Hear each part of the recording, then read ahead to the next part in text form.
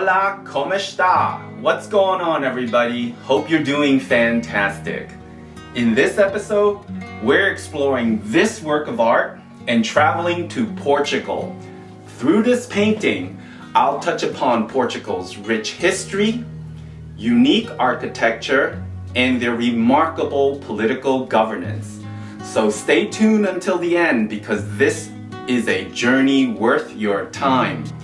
And the best thing is that we don't need our passport or a mask for this trip. Just bring your imagination. So let's begin our journey. If you're checking out my channel for the first time, my name is Samson. I also go by Sam. Thank you for watching episode 5 of my channel, The Art of Samson, dedicated to bringing you amazing works of art never seen before, paired with insightful and interesting stories. If you haven't done so, please hit the subscribe button below and the notification bell below as well to get new contents when I upload them.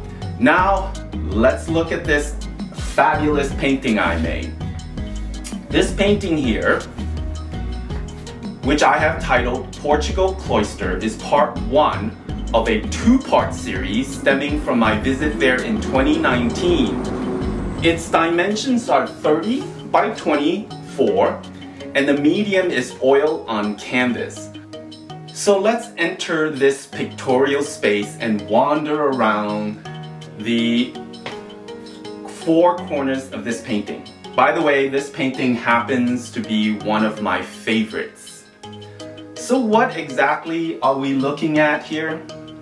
This work of art depicts just one corner of a typical late 15th century cloister with elements traditionally found in a cloister during the Middle Ages.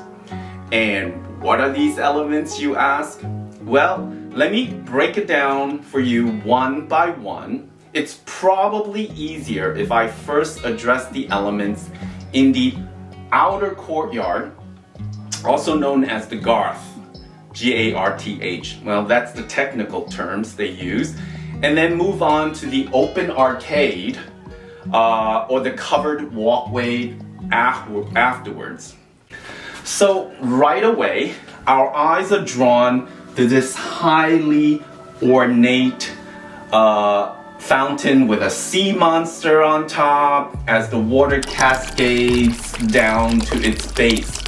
Our friend Justine, hi Justine, upon seeing this painting on social media, mentioned that she loves the fountain, can almost hear the babbling of the water. I think I hear the water as well. Can you hear it? The fountain back then was less a decorative feature and functioned more as an essential element in providing fresh water for the monks. Back in the Middle Ages, indoor plumbing didn't exist, so they needed a fresh water source such as this fountain or a well.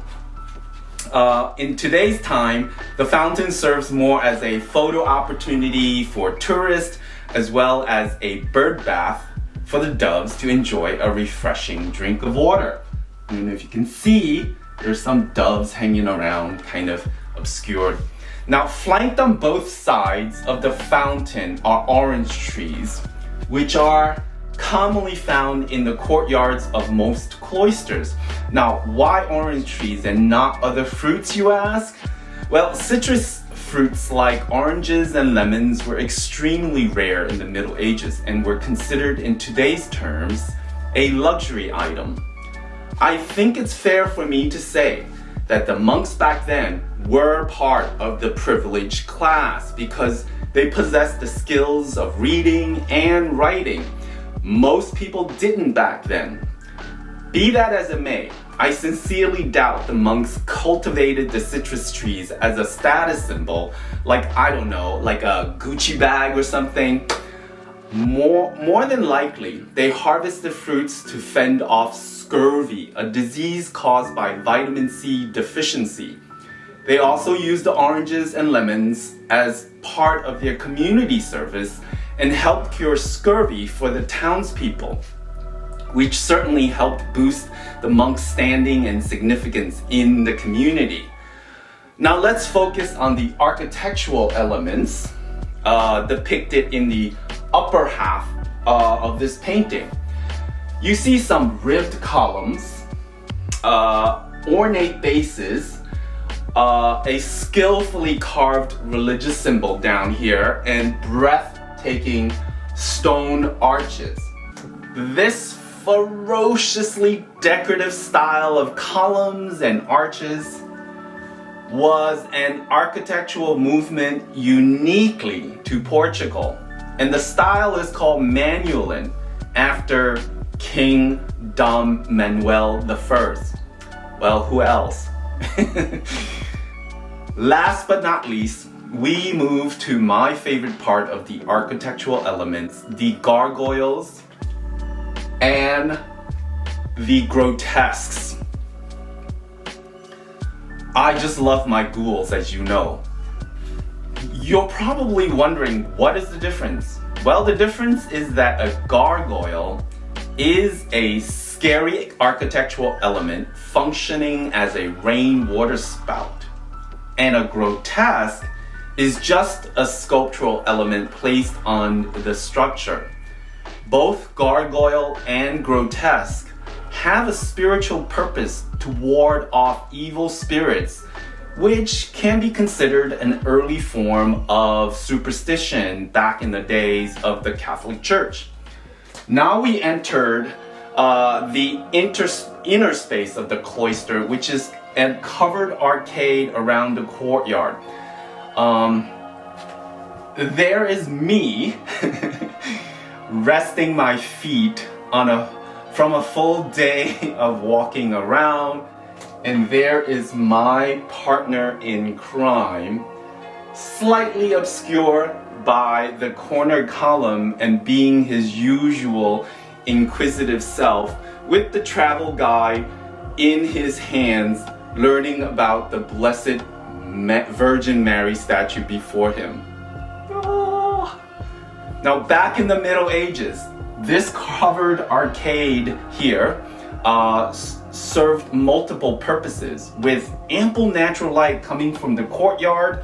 The monks would study and copy manuscripts in this area, as well as place for silent contemplation and prayers, obviously.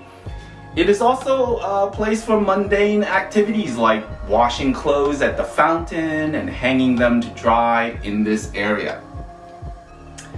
Hidden in the back here, I depicted a few panels containing images that are ubiquitous on the walls of most of the buildings and tourist sites in Portugal. These panels are essentially storyboards glorifying the golden age of discovery in Portugal's history. Each panel tells a story about Portugal's exploration of the world during the 15th and the early part of the 16th century.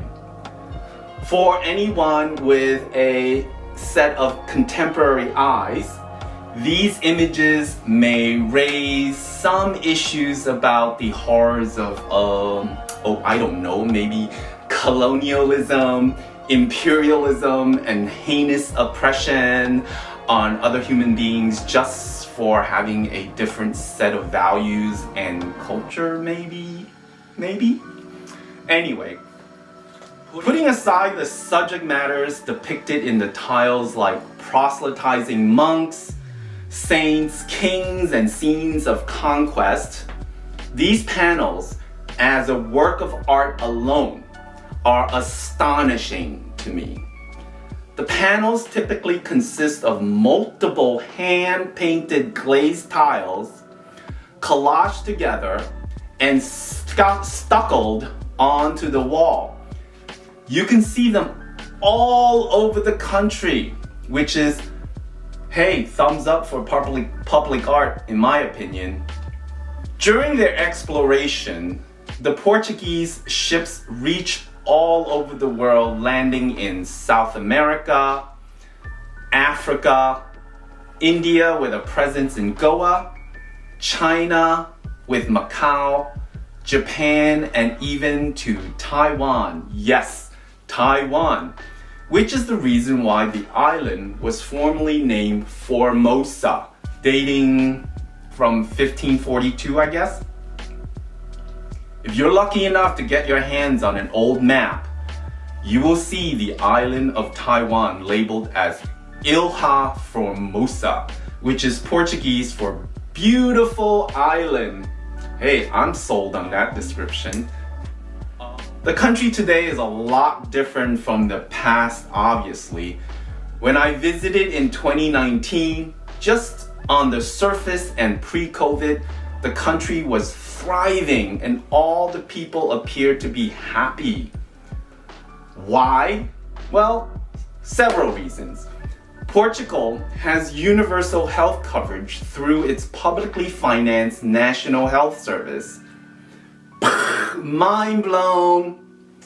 Second, full-time students enrolled in bachelor's and master's program are charged an average tuition fee of approximately 950 to 1250 euros per academic year. That's approximately 1100 to 1500 US dollars. What? A higher education for that price? Second, mind blown.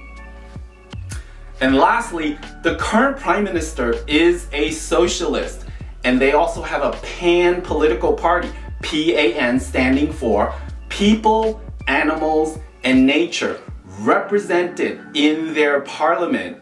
Again, mind blown. Sign me up, man. Well, that pretty much wraps things up for this episode and my talk about this painting, revealing some of Portugal's history, architecture, maybe monastic life, and political governance. Some information. So thank you for watching part 1 of episode 5 of my channel. In part 2, we'll travel up north on the Iberian Peninsula. Well, I'll talk about a painting I made about the city of Porto. Please take a moment to hit subscribe, like, and share. Check out the description below for ways to leave me a tip. Hey, my art addiction is an expensive habit. LOL. With that, I bid you peace and love, and take care, and may art be with you always.